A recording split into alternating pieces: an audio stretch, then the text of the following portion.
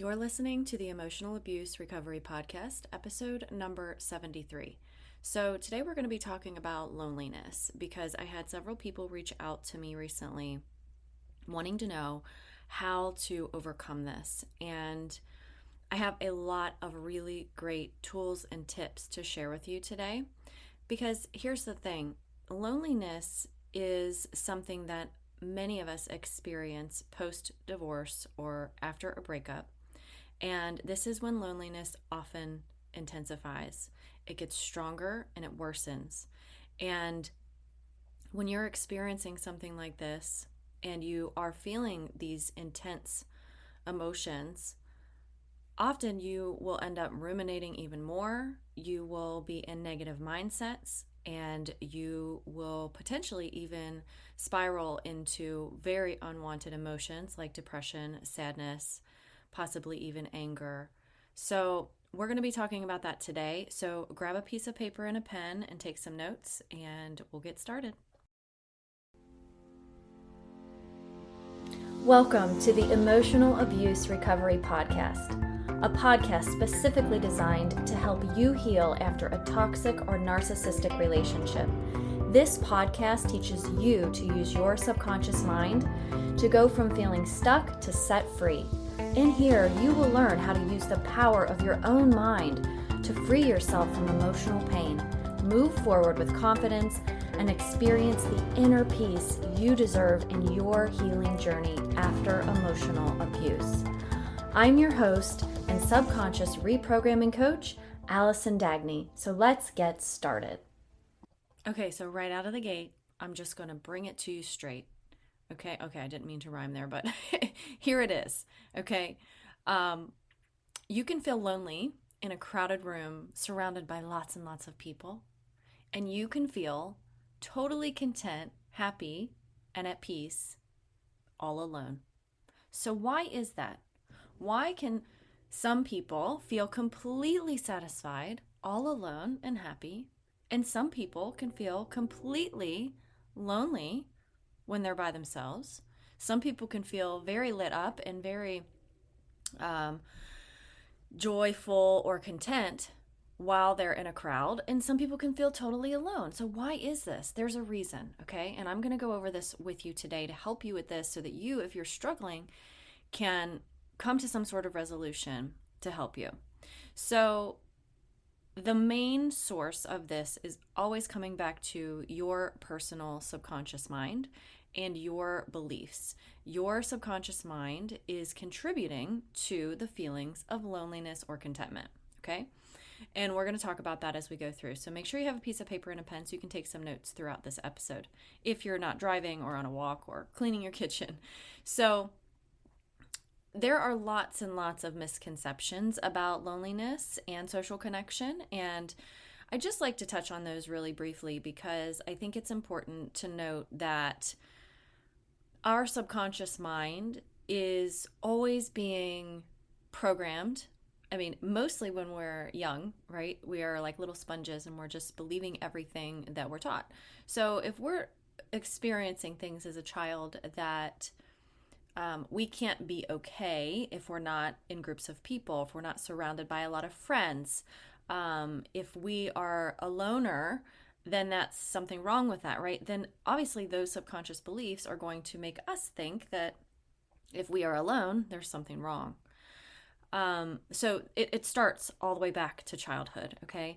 Now, if you've been abused or you've been mistreated or you've been in a toxic relationship as an adult, and you've had a lot of reliance on the person that you were with, or you have experienced codependency, those kinds of behaviors, then that is also going to contribute to feelings of loneliness when the breakup happens or when you are removed from that person or the family or whatever, right? Especially, let's say if you were part of a big family and there was a breakup and now you're estranged from that family, you're no longer with them, for maybe that's your choice or maybe it's their choice, could be either one.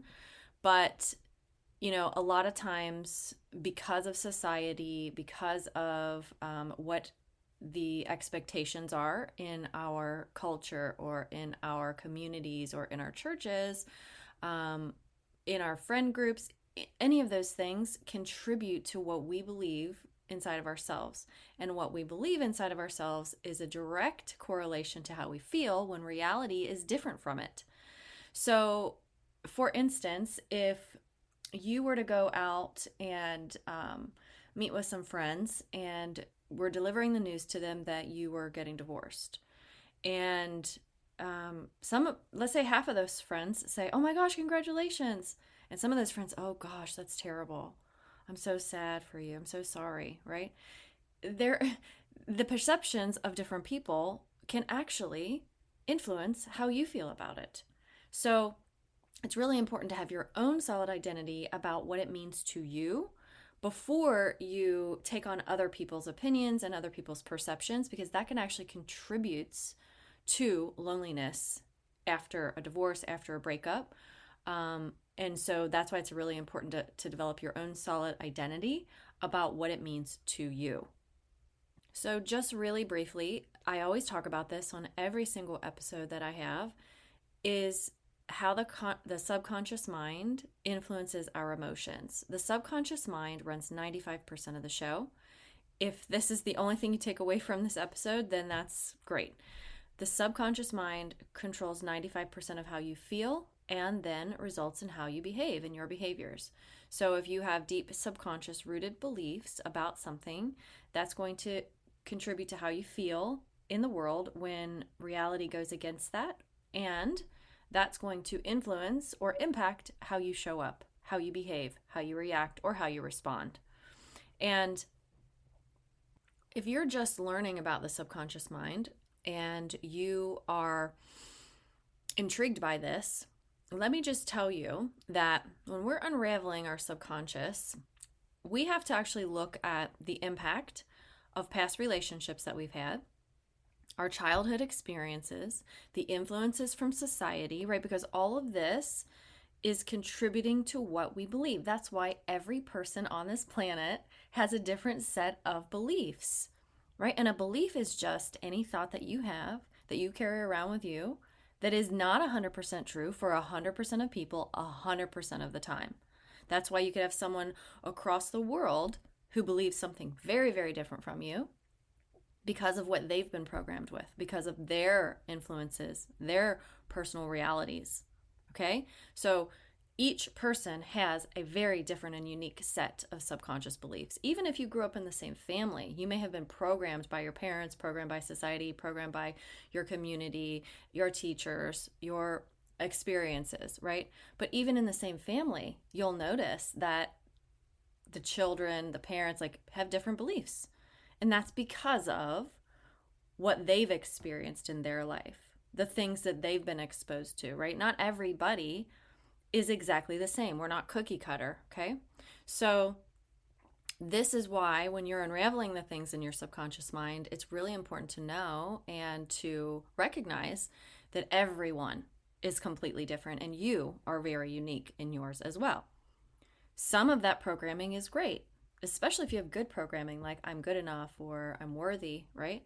But a lot of it, much of it, especially if you're suffering emotionally and struggling with things like loneliness and sadness and depression, come from these subconscious beliefs.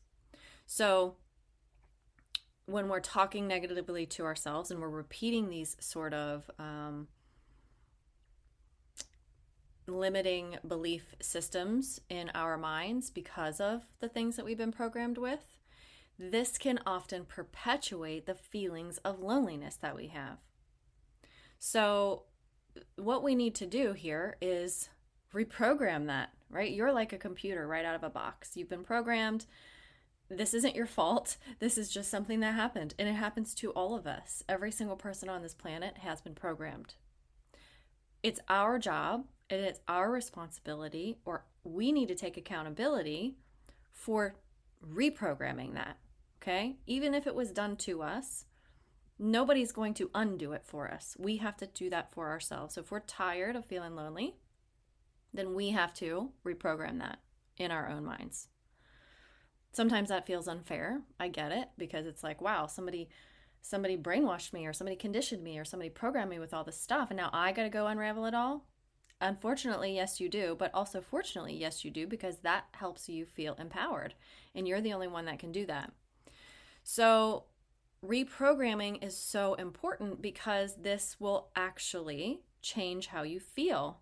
And if you're feeling lonely and you want to feel content and you want to feel happy when you can't control your external environment, you can't change what happens outside of you necessarily, or get people to call you and check on you, or have your children come to visit. These kinds of things are what contribute to our sense of a feeling of loneliness, because it's what we believe in our subconscious mind that should be happening that isn't happening. And so that's where, when we're talking about reprogramming it, we have to shift what's going on in that deep part of our subconscious mind, that 95% that's running the show. That's actually controlling how you feel. So there are lots and lots of different ways that you can do this, and this is what I help my clients do all the time. This is what helped me when I was recovering from my experiences. And number one is being mindful of what's going on inside your subconscious. And a lot of people think, well, I don't know, and do I have to get into a hypnotic state, and how am I going to figure out what this is? If you just vent on paper, if you called up a friend and we're saying, I'm feeling so lonely and here's why, you'll know what your subconscious beliefs are. They will be right there. It's not like you have to dig down really deeply to try to find this stuff. You don't have to be hypnotized to do it. You can literally just sit on your couch, get really relaxed, take some deep breaths, and write. And you'll see what's going on inside of your subconscious mind. Then we got to challenge those things. This is the difficult part, right? This is the hard part, because your brain has been so used to believing these things on repeat over time. So it's created a deep groove, which is, in technical terms, it's a neural pathway in your brain. This neural pathway is what is holding on so tightly. And the reason we have this deep groove is because of the programming. You are believing something on repeat, just like a record on a record player. It goes around and around and around. The needle, if it doesn't move over to the next groove and it gets stuck in that little groove, it's just going to repeat that same thinking over and over in your mind. And then when reality is not in agreement or in alignment with what you are believing should be happening, can't, won't, need to, whatever, that's when you are suffering emotionally. That's introducing feelings of loneliness. So you can do affirmations and visualizations and positive self-talk. Like, you can do all of these things. And yes, they help.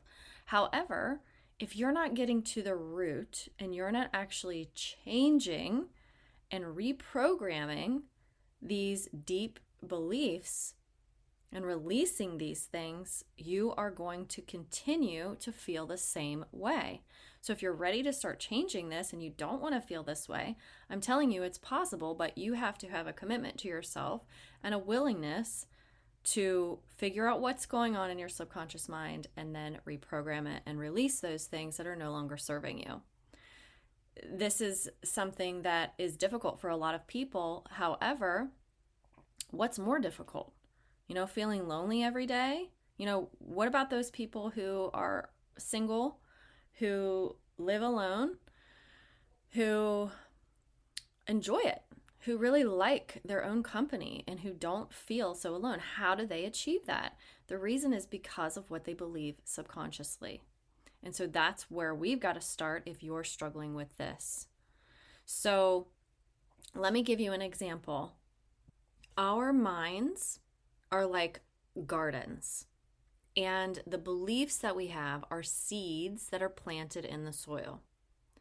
So negative beliefs that we may have act like these weeds that choke out and overshadow anything positive, which would be like beautiful flowers or the vegetables that you wanted to be growing in your garden. And that hinders the growth of the flowers and the vegetables or fruits that we've planted. Okay, so tending to a garden if you've ever done that, requires identifying what are the good plants to have and what are the weeds, and removing the weeds, and then nurturing the healthy plants, making sure that they're growing, giving them all the things that they need to flourish. And if you aren't addressing the weeds or the negative beliefs, they will take over the garden. They will literally choke out all the positive things. And there are a lot of wonderful positive things about being alone. But all these weeds are there, and they're telling a different story. And the weeds are going to become a very, very, very big problem if you don't address it. And if you've ever had weeds take over a garden, you know how difficult it is. We got to rip them out by the root too. Like, we can't just chop them off with a lawnmower. They're just going to keep coming back. So if you are feeling really committed to doing this because you're just sick and tired of feeling lonely all the time, you can't make other people come visit, or you don't have someone to share your time with in your house, or whatever that might be. If you're just tired of this and you just want to be like, I just want to feel okay when I'm alone, I'm telling you, it's totally possible, because all you have to do is shift what's going on inside of you. Right? We can't control what goes on outside of us. And how would that be? Like, you want people to come visit you, but if you had the option, wouldn't you want them to just want to come visit you, right? Instead of forcing it? Well, we can't do that. So what we have to do is we got to get right inside of ourselves. That's what we have control over. How we feel, how we think, and how we behave. We got to start with what is in our control. So my number one thing is to start journaling. If you like to write, wonderful. You can type things out, that's fine too. However, I find, and there is science that proves, that putting pen to paper actually slows down your subconscious mind. So writing out these recurring negative thoughts that are creating these emotions for you is going to be huge. Write it on a piece of paper and then go back and look at the things and say, which one of these things is actually not true for 100% of people 100% of the time? I'm not saying it's not true for you, okay? But what is also not true for everybody all the time? And just circle it. Be open to considering another possibility here. That's the key. So I would also really encourage you to look back at your childhood experiences, the influences from society that I talked about before, and any past relationships that might have contributed to these kinds of beliefs. How did you grow up in your family? What were things that your parents told you? Oh, you should have a lot of friends, or, maybe there were things that happened that you witnessed of your parents, that you thought, oh gosh, well, having a lot of people around or a big family means that I'm loved or cared for, right? Is that necessarily true? Can somebody be loved and cared for without a big family? So this is important to kind of look back and really take an inventory of these things that happened to you. Okay, so the other thing that I wanted to talk about regarding the garden analogy that I mentioned earlier is that not only are we getting rid of the weeds, we're pulling the weeds out by the root, we're getting rid of them, but also planting new seeds, okay? And considering other possibilities and different perspectives. That's what these new seeds do. So when you consider other possibilities, these are like new seeds. We are not creating new belief systems or anything like that. We're just considering other possibilities. And when you do that, what happens is you weaken the old neural pathways that have such a tight grip that are contributing to feelings of loneliness, and you are creating these stronger, more vibrant, more positive, uplifting kinds of thoughts in your mind. And when that happens, then you start to feel better.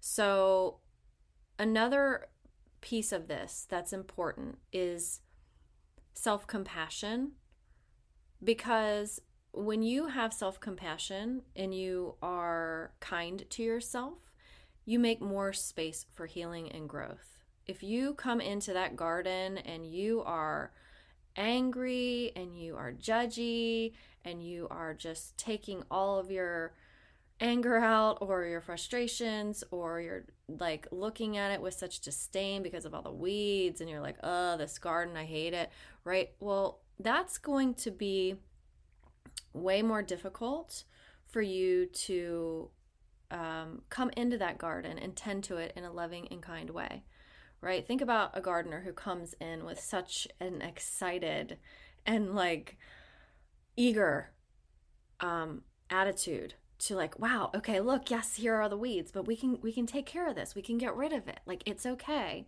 right? Yes, there's lots of weeds, but we can get these out, and we can plant new seeds, and we can make a lot of positive change and make this garden beautiful, right? Wouldn't that be such a much better attitude to have going in? And that's what self-compassion does for you when you are doing this kind of work for yourself. You know, just like our flowers need nurturing, right, and care and gentleness, our beliefs require this sort of consistent reinforcement the same way for self-care and self-love and kindness to ourselves to grow and flourish. It's the same thing.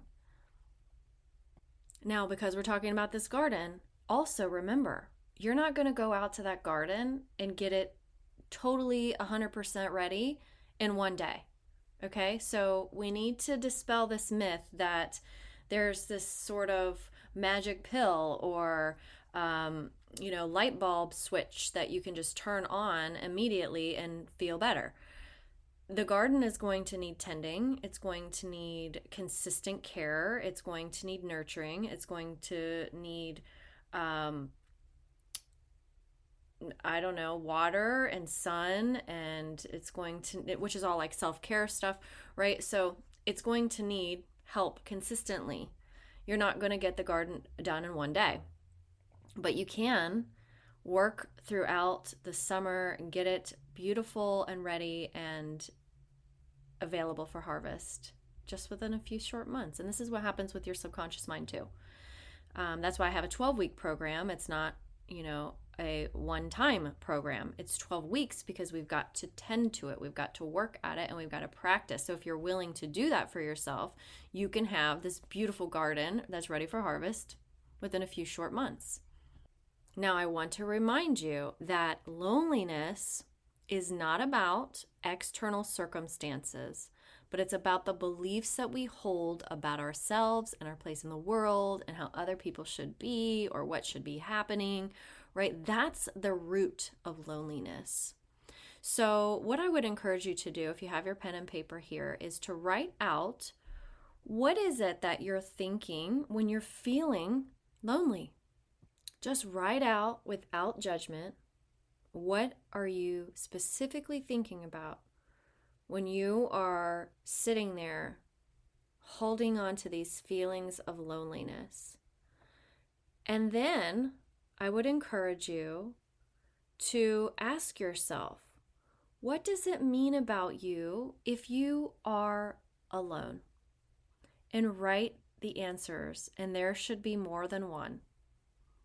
Write all the answers to what do you think it means about you if you are alone? What do you think it means about you if your kids don't come to visit? What do you think it means about you if you don't have a partner? What does it mean about you if you don't have a lot of friends? What does it mean about you if you aren't invited to go places with people?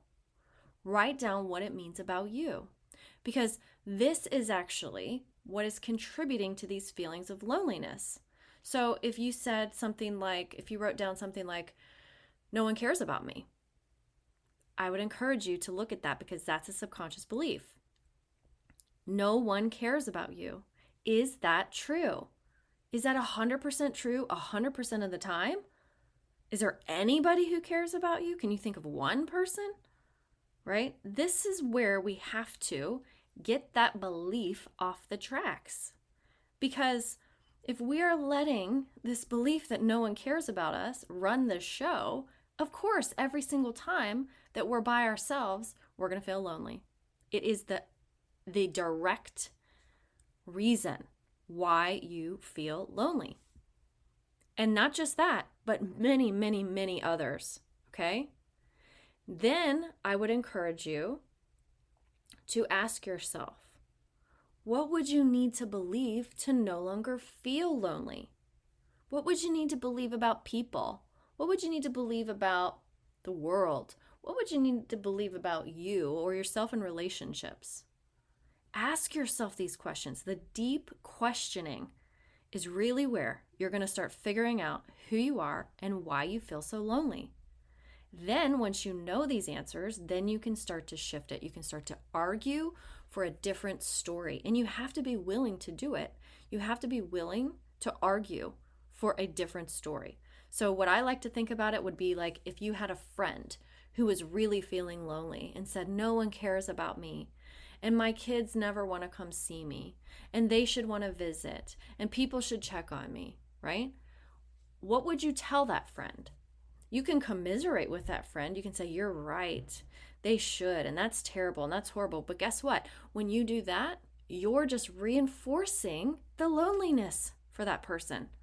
If you want to drag yourself out of feeling lonely, you've got to be that best friend who says, wait a minute, what about this friend who just came to visit you last week? I remember you told me about that.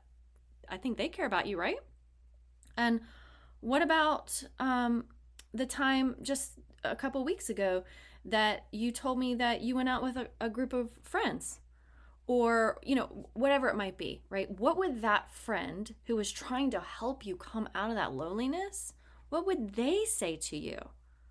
That's what you need to be. You need to be your own best friend who's pulling you out of the loneliness because nobody else is going to do it for you. Now, I can help you because I have a lot of tools and a lot of specific ways of questioning and helping you, and we develop a really close relationship, so I know a lot about you, so I'm able to help you shift that pretty easily. But if you're not working with me one-on-one, this is going to be you putting it on paper, you asking the questions, and you taking the steps that I'm outlining here to start making these shifts for yourself. You have to act like your own best friend. Not the best friend who's commiserating, right? Because if you're commiserating, you're just reinforcing the negative stuff, and you're just going to keep perpetuating the loneliness. That's not what we want. If you're listening to this, I'm going to assume that you don't want to be lonely anymore. You don't want to feel these kinds of emotions, right? I can't be your coach and then,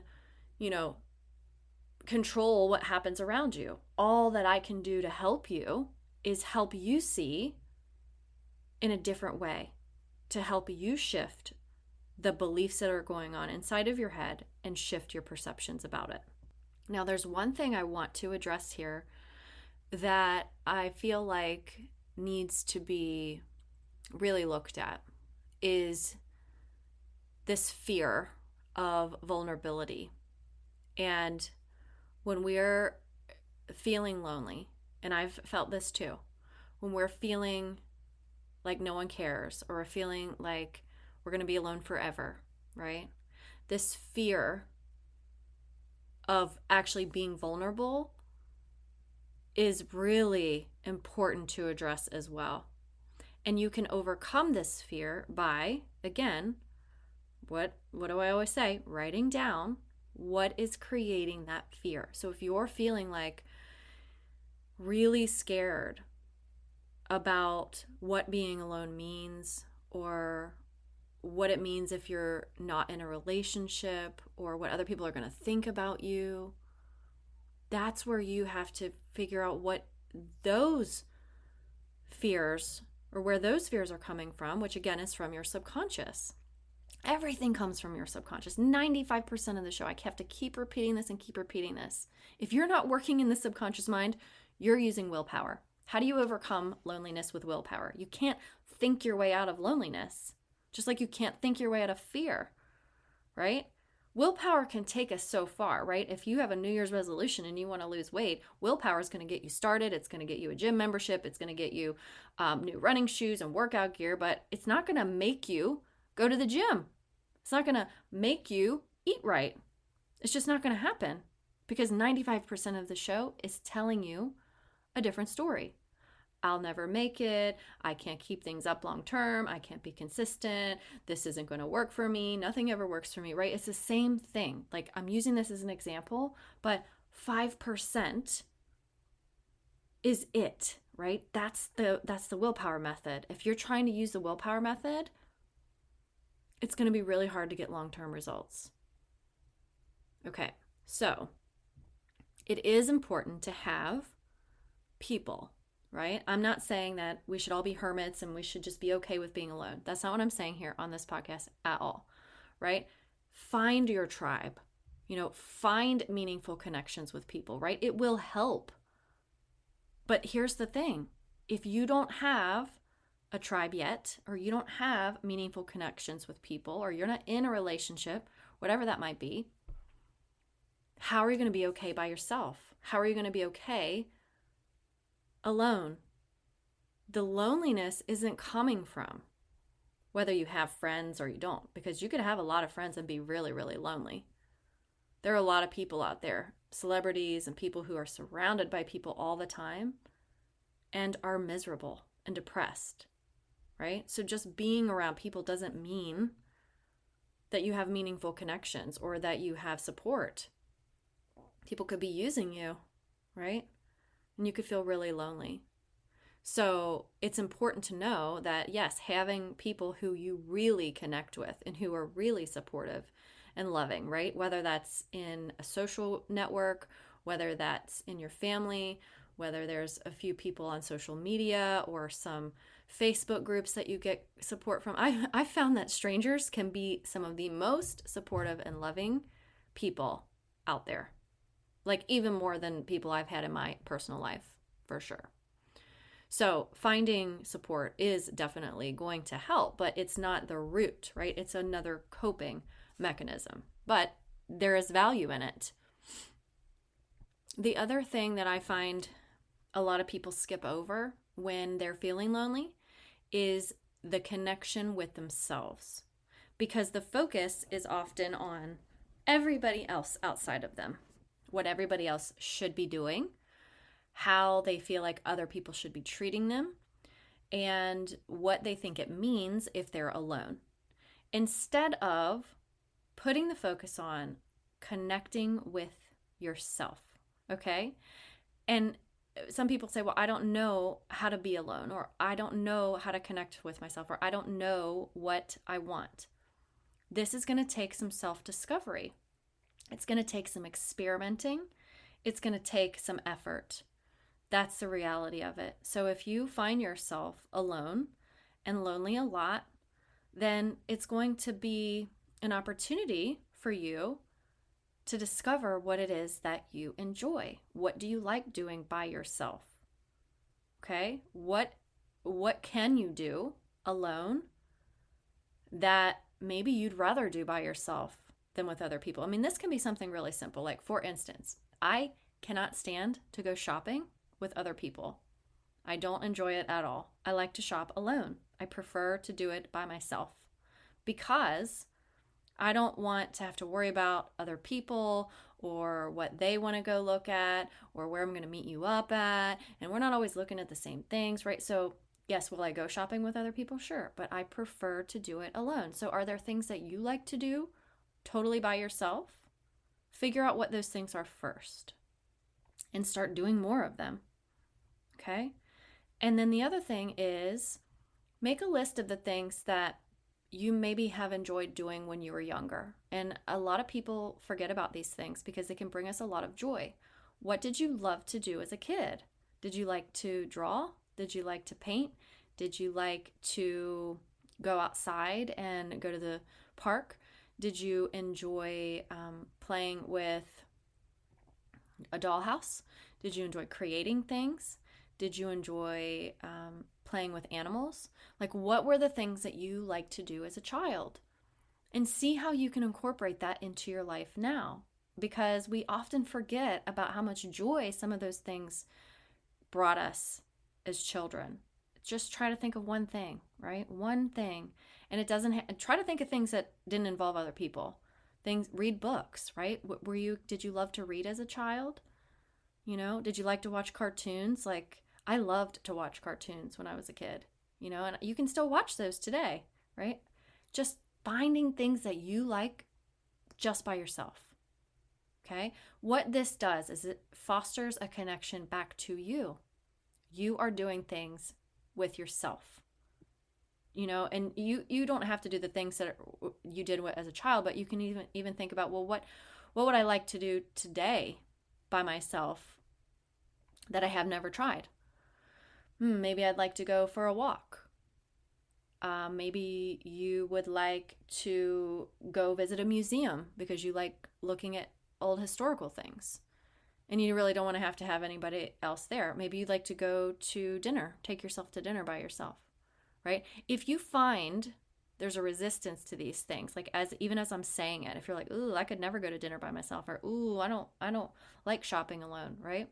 Ask yourself why. Why specifically do I not want to do that by myself? What does it mean if I do it by myself? Do I think people are going to judge me?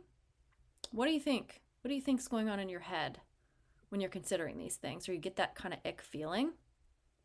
When that ick feeling comes up, I tell this to my clients all the time, it means it needs exploration. It means you need to look at it, not shove it away, not ignore it, not sweep it under the rug. Confront it, look at it, figure out why it's there. And when you start to really enjoy your time with yourself, what you're doing here is you're telling yourself that you love yourself. I can be alone because I enjoy hanging out with me. Like, I love myself. I find myself funny. I think that I'm pretty cool. I like being around myself. I don't judge myself. I used to, right? This was my old life. I used to not like being alone. I used to not like being by myself. I used to make it mean all kinds of bad things about me. But since shifting this and changing it, it's like I look forward to it. When my kids are here, they're here 50% of the time. And then when my boyfriend's in town, which is about every 6 weeks, I am not alone a lot. I'm with a lot of people. And I oftentimes have to say, hey guys, I need to go up to my room for a couple hours. And I literally leave and go sit in my room by myself because I need that time with me. I need to recharge. I need to do things with just myself. And so when you can get to this point in your life, taking yourself to dinner is like enjoyable, or doing things by yourself is relaxing, right? It's not lonely. And so if you want to get to this point where you're like releasing all of these negative things that you're associating with being alone, or these feelings of loneliness and where they're coming from, it starts inside of you.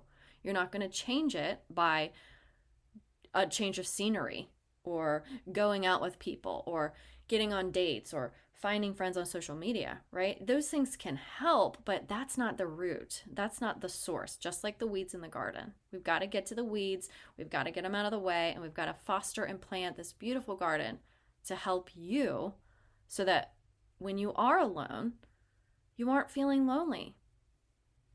Okay, so just as a quick summary, just remember that reprogramming your subconscious mind is really the way to combat loneliness. And these coping mechanisms are temporary fixes, okay? When you address your subconscious beliefs, that's what actually contributes to lasting change. That's what actually changes how you feel, because those old neural pathways are released and relaxed, and now you're creating new ones that aren't contributing to these feelings of loneliness anymore. They're actually contributing to feelings of self-confidence and worth, and you have all these positive feelings inside of you now about being alone, when if that's your reality, that's what the goal is, right? So I really encourage you on your journey and on your recovery process that you're doing is to remind yourself that you have the power to rewrite your subconscious narratives, the stories that you tell yourself, and the beliefs that have been programmed into you for so long. You are able to break free from these chains that are tying you to these feelings of loneliness if you're willing to get to the root, if you're willing to get to the source, which is your subconscious mind. So, thank you so much for tuning in today, and I would love to hear how you felt about this episode. Please reach out to me on Instagram or on Facebook. I'd love to hear if this has been helpful to you.